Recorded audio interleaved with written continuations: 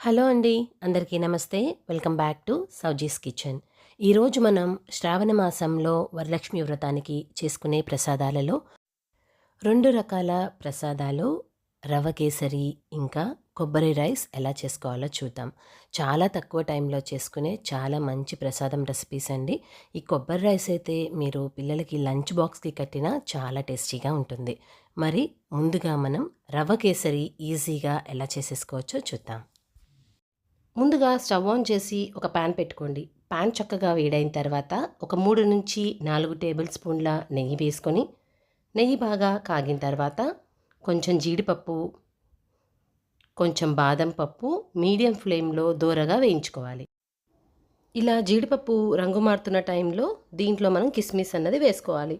కిస్మిస్ ఎగటానికి ఎక్కువ టైం పట్టదు కాబట్టి మనం జీడిపప్పు కొంచెం గోల్డెన్ బ్రౌన్ అవుతున్న టైంలో కిస్మిస్ అన్నది వేసుకుంటే కరెక్ట్ టైంకి తీసేయచ్చు. ఇప్పుడు దీంట్లోకి కొంచెం పుచ్చగింజలు, ఇది ఆప్షనల్ అండి, కావాలి అనుకున్న వాళ్ళు వేసుకోవచ్చు, లేకపోతే స్కిప్ చేసేసుకోవచ్చు.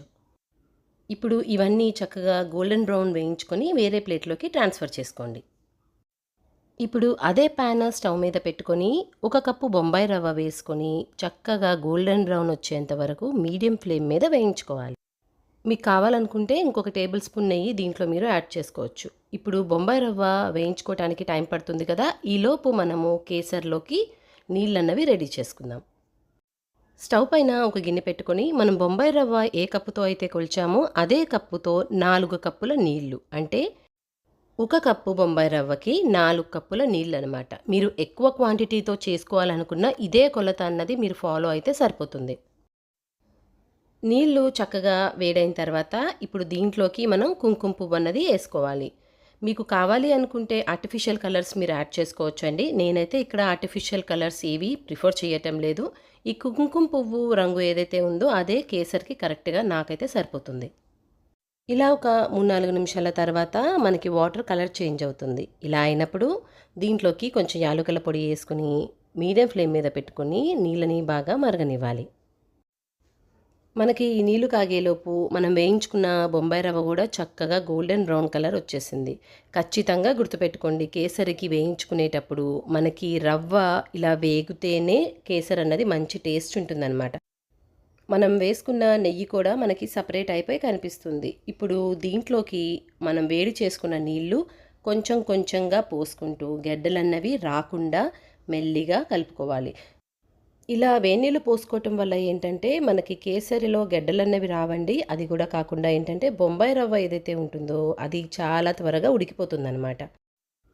ఇప్పుడు స్టవ్ని మీడియం ఫ్లేమ్ మీద పెట్టుకొని మాత్రమే మనకి బొంబాయి రవ్వ అంతా దగ్గరకు వచ్చేంత వరకు ఇలా కదుపుకుంటూ ఉడకపెట్టుకోవాలి.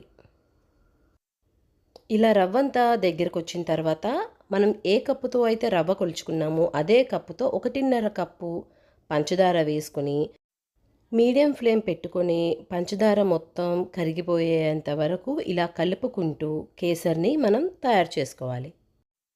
ఇప్పుడు ఒక 2-3 నిమిషాల తర్వాత మనకి పంచదార అంతా కరిగిపోయి కేసరి ఇలా దగ్గరికి వస్తుంది అనగా దీంట్లో 1-2 టేబుల్ స్పూన్ల నెయ్యి వేసుకొని ఈ నెయ్యి కూడా కంప్లీట్గా కేసరికి పట్టేలాగా 1 నిమిషం కలుపుకోవాలి.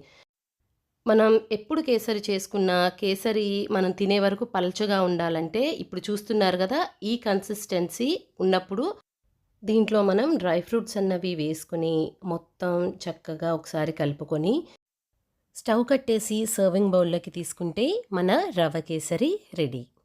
ఇప్పుడు మనం కొబ్బరి రైస్ ఎలా చేసుకోవాలో చూద్దాం.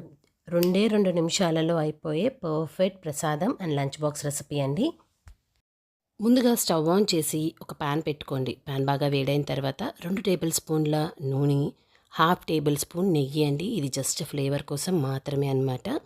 ఇప్పుడు ఇవి బాగా కాగిన తర్వాత మనం ఇంట్లో రెగ్యులర్గా వాడే పోపు దినుసులు ఏవైతే ఉంటాయో అవన్నీ వేసేసుకొని బాగా ఫ్రై చేసుకోవాలి. ఇప్పుడు దీంట్లోకి ఒక 10 జీడిపప్పు పలుకులు, 2 ఎండుమిరపకాయలు వేసుకొని బాగా ఫ్రై చేసుకోవాలి.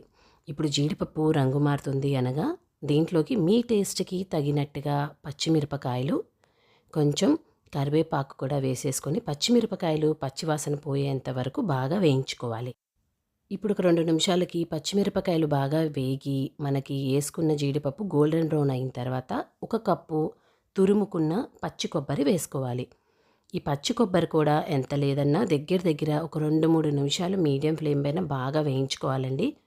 ఇలా ఒక 2-3 నిమిషాలకి కొబ్బరి బాగా ఫ్రై అయిపోయిన తర్వాత దీంట్లోకి మనం రైస్ యాడ్ చేసుకోవాలి. నేనిక్కడ 1 కప్ బాస్మతి రైస్ తీసుకున్నానండి. అవే యాడ్ చేస్తున్నాను.